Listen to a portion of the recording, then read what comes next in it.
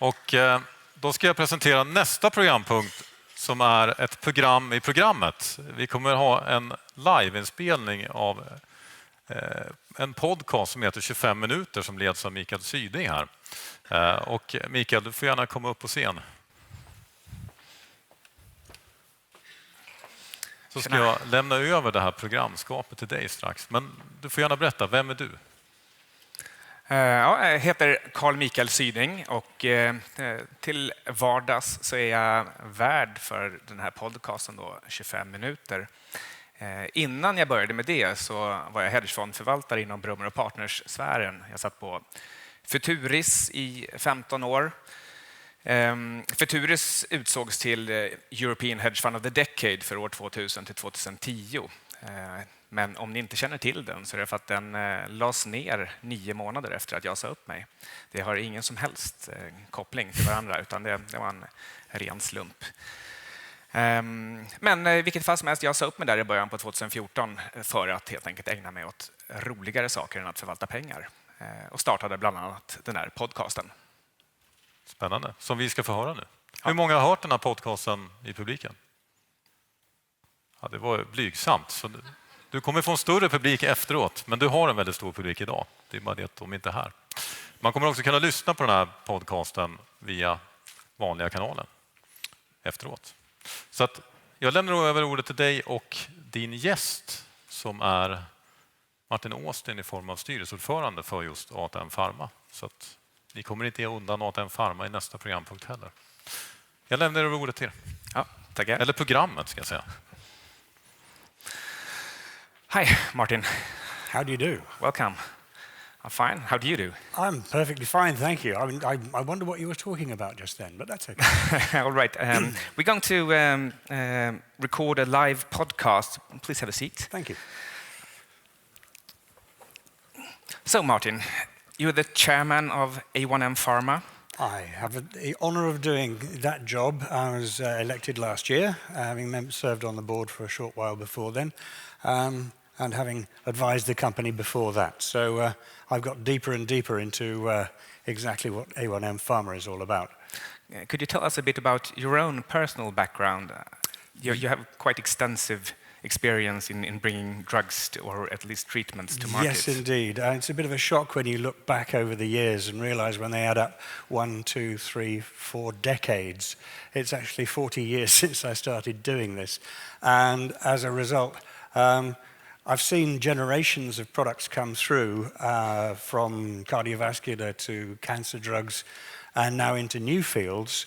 And that's really part of why I'm here, because earlier on there was a slide which mentioned one of my alma mater, which was Roche. And I was involved with them as the head of business development for 5 years, bringing that, if you like, or helping to bring that revolution in biologics into the treatment of cancer, which, as a part of my job there, was to try and look forward into the future and say what's possible, what can be done to actually affect and improve the treatments that we bring to patients. That was what I was involved in then. I then went through a period of investing. So I was directly investing into companies from a US investment firm. But now what we see is that we're coming to, if you like, the end of a biologics environment where the first wave has gone through, and now we need new targets. And I think you want to talk to me about what we're doing at A1M, which can address that. Yeah, we'll get to that. But first, how did you get involved with A1M Pharma? How did you get from Roche and your other assignments to there? Well, basically, having come through the investment period, that was very interesting, but really wanted to get back into working with companies and working with science, which is where I was able, having actually written a book or two on business development, which was the function I was doing for Hoffmann La Roche. We became asked to present on master's degree courses at HEC in Paris and Grenoble School of Management, and was asked to do further courses. At which point I was able to meet with Thomas Eriksson, who you've just heard from, as another one of these young people coming through the industry who was looking for advice. That was me. Well, what's the name of your book? Is it something an ordinary layman can use, or is it for It academic depends what use? you want to use it for. If it's putting under a table, it's very good, yes. It's called Business Development for the Pharmaceutical and Biotechnology Industry. And the publisher wanted to have as many words in the title as possible, which you could find on Google. It sounds pretty straightforward. It sounds like something a normal person could read and understand. I've had a number of people say to me that it explains things in a way which is not so technical that it makes it difficult to use. Okay, so let's get to A1M Pharma.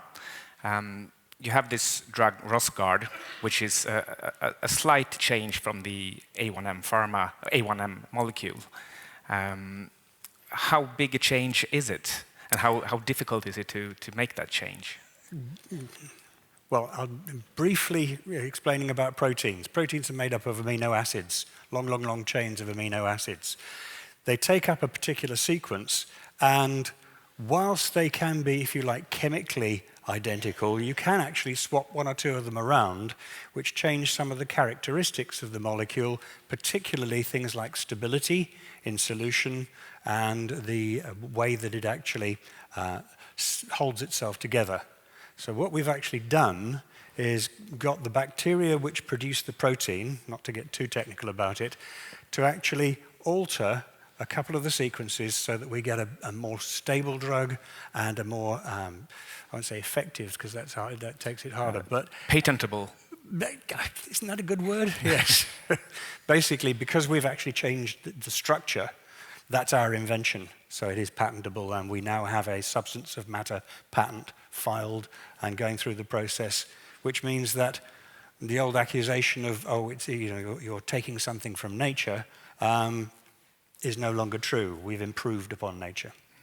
I still guess that the reason you are manipulating the protein is not only to make it stable, it's actually to get to a patent, which is, well, that's good and well, otherwise there wouldn't be any business. But could a competing company use the generic endogenous protein for treating this disease? Well, this was a very interesting turn of events because we have been in conversation through academic links with a company called CSL. And CSL is one of the biggest plasma fractionators. It means they take human blood, which is not used for transfusions, and take the fractions out of that so that the active molecules can be used. Now, they wanted to talk to us because the one thing they couldn't find in the blood was alpha-1 microglobulin, in other words, Rosgard. They couldn't find it because it spends a very short period of time in the blood itself before it's taken into the tissues. So the one thing they didn't have in their deck of cards was A1M. All right. And how do you actually do it? What we're able to do is to take a bacterium called E. coli, which is very famous for all sorts of reasons, but it's one of the first bacteria which was used to do recombinant protein manufacture. So its own genome was particularly well sequenced. Everybody found out how that worked. So it's a very stable, well-used platform for producing proteins. Now, other people have used other cells, mammalian cells, and all of these systems have different ways of expressing the proteins. Ours needs to be expressed into what are called inclusion bodies within the bacterium. The reason for that is that the inclusion body then seals off our protein from the inside, the cytosol, the stuff which holds that bacterium together, in a way that means that it doesn't react with those and is therefore capable of being used as a medicine. If alpha-1 microglobulin was just allowed to go to work in any of those cells, we'd never see a product. A bit like what CSL found, which is why we are actually cooperating with them to find out more about that side of things. Okay. And can you get into a little bit more detail exactly what you're going to do in the different clinical phases? Absolutely. I mean, when I first came to A1M, the target, the aim was to do a very important thing, which is, as Thomas has told you, the treatment of women who are having a baby whose kidneys are under attack from the baby's blood. Now, for an early stage company, and if you like, I've seen a great many early stage companies, that's quite a long, far target. So what we've looked to do is to find a way to build a stepping stone, a ladder, if you like, of engagements which we can develop in a reasonable way, where we can demonstrate that what the product does, every doctor will tell you, if you're not a doctor yourself, I'll tell you, is looking for safety. Safety is all about toxicity, and therefore making sure that whatever you do isn't going to poison the patient. And it's also worth saying that one of the most sensitive organs in the body to toxicity and damage by reactive oxygen species in particular is the kidney. So the first thing we've got to do is to have a treatment which can be shown to be safe in use in the kidneys.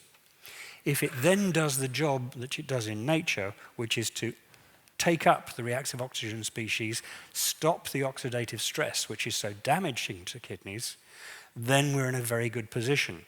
So clinically, would we want to go and try and do that first in women who are carrying a baby? Maybe not the best choice. A nice place to do it would be a group of patients who you know are going to actually receive a particular insult to their kidney in a metered dose, so you know how much is going in, and therefore you know how much can be used of your product to balance that. So our program is to go in, look quickly at patients who are going to receive a single acute dose, as it's called, a single dose, and then we can move on into each one of the treatments in PRRT, which you've seen, the radionuclide therapy, where you're giving a metered dose on a known day to a patient who is going to receive that therapy anyway, and we can hopefully show in a very short period of time that those patients will benefit because their kidneys will not be negatively affected by the radioactivity as they would normally have to suffer. If we can do that, we have this proof of concept, and a proof of concept of the mechanism of action. Because if you can do one reactive oxygen species, the physics and the physiology are the same for all reactive oxygen species. Not the same for toxins, those are different things. Reactive oxygen species are electrically charged. If you can take out that electrical charge, it makes the product. The product of the two things together, the reactive oxygen species and the Rosgard, metabolized out of the body, eliminated safely. Do you happen to already have a ballpark estimate of how much of Rosgard you can put in without creating damage? Yes, we can have. Within the toxicity studies that have been conducted so far, the doses which we've used across several different animal species have been consistently shown to be effective. When you take that effective dose and look at how much you need to put in there before you notice any damage at all, it's about 100-fold. So 100 times the dose that we would expect to work well in the animals. Wow, that seems pretty safe. It's remarkable again, and maybe nature tells us and teaches us a lot of things how to do them right. When you're developing a drug, and I've, as you know, been involved in many of those, the really difficult thing is to find a drug which is effective in doing what you want at a dose which is not toxic. And this window of opportunity, the therapeutic index, the therapeutic window between the two, is really determinant of whether you can actually treat people effectively without putting them at risk. Here, we look like that window of opportunity is big, and therefore we're going to have a good opportunity to treat patients well. I mean, it is a good thing that you can treat possibly preeclampsia and kidney failure. But for an investor, the real important thing here is what you're worth. And it's a question of the addressable market times the likelihood of success, and what you pay for it. So your CEO earlier talked about one possibly addressable market of $8 billion. but what might your market share of those kind of treatments be? And then you have preeclampsia, which is pretty much a wild card. Well, the answer to that question actually lies back in my history to some extent. Because when we started treating cancer at Roche, all that were available were the standard chemotherapies, and they were a small market. We could not get the people in the company really excited about it until we licensed in a product called Herceptin, and that was a biologic. Now you might say, what's this got to do with A1M? Well, that biologic came in and opened up the whole monoclonal antibody field in the treatment of cancer, which, as we all know now, is worth many, many, many, many billions of dollars. The treatment of kidney disease, particularly attacks from reactive oxygen species, is in its infancy. There's nothing out there. All the drugs which have been tried have a very narrow window of opportunity. What they do is actually very close to being having toxic effects of their own before they can do anything worthwhile for the kidney. This is the opportunity which I've come to exploit? No, join in.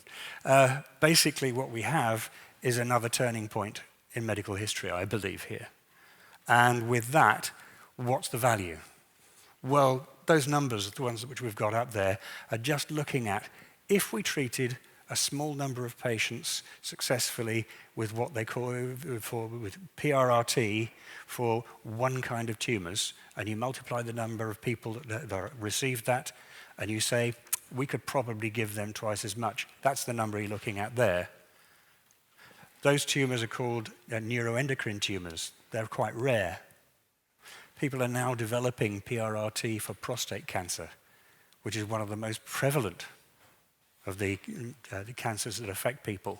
If PRRT is used for prostate cancer, multiply that by a few more billion.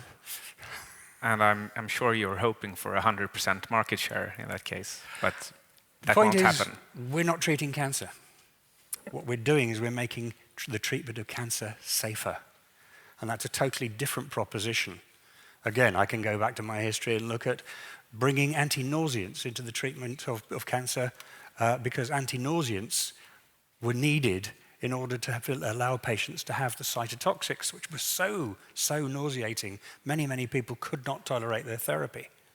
When the anti-nauseants came in, the market was open much more widely. Radiotherapeutics at the moment are an excellent field. Anything which has a bound peptide which can go and find the tumor, which is somewhere in your body, is an excellent modality for being able to treat cancer, which is spread. You can't use surgery, you can't use beam radiation therapy because the patient would suffer terribly. If you can go and chase these things down and kill them selectively, that's a great modality. If we can make that safer for patients, then we've got a huge opportunity across all cancers, sooner or later. Okay, as a final question, then you're free to speak your word. We're talking about a multi-billion-dollar industry, and you seem to have one more or less unique pathway into this. And at the same time, you're doing this share issue at a valuation of $25 million. How did you and the board come up with the relation between that market opportunity and the valuation of the company? The market opportunity is clearly going to be something which will take many years to bring about. It does. The industry as such is there to help us do that. When you look at the current cost of bringing a major drug, which this is likely to be, to market, it's somewhere between $1.2 and $1.4 billion. Our contribution to that clearly has to be as significant as we can make it. But right now, what we're talking about is less than 1% of the development cost of the drug that we intend to bring to market. It tells you that this is not a cheap game. If you get into it, you need to be in, you need to follow it through. What we've decided to do is to get sufficient money to do a really important thing, which is to bring quality into this. I ran into the CEO of Roche the other day at the airport, because I still live in the same town. And he said, we're sick to death. You remember it, Martin. All those years, people bringing forward great ideas, super stuff, but underfunded. Didn't do the experiments. And when we bring it forward, we want to convert it, and we've got to go back and do all the clinical studies again. I don't want to do that to them or to whoever happens to be our partner in the future. I want us to bring quality product forward with the answers to the questions that I know you have to answer. So that's why we came up with that number, because that is going to give us the opportunity to move into discussions with partners out there who are going to be able to take that baton on into the next round and bring the hundreds of millions of dollars to bear to do the studies which will be required by the FDA and the MEA, which need to be done to bring this product to market. It's all very well us inventing something, but if we don't follow the pathway, if we can't bring it to patients, and we can't take it to people who have those enormous amounts of money needed, then we won't do the job properly. And your most likely exit is also to license away the patent rights or even sell the entire company. That could happen pretty quickly, I guess, regarding the timeline. It's 2019? Quite possible. Once people see that we have the data, and this is why the clinical plan is accelerated, once they see that we have the data for the proof of concept of the mechanism of action, I'm already having conversations with people saying, that's really interesting. If you can do oxidative stress, if you can do kidneys, bring us the data. So, your answer is right, but I think partnering away is not the way I look at it. It's bringing in royalties and milestones and value to the company. Somewhat different. If somebody wants to buy, well, we can't stop them. All right. Thank you so much. That's all I had. My pleasure. Thank you, Martin. Thank you.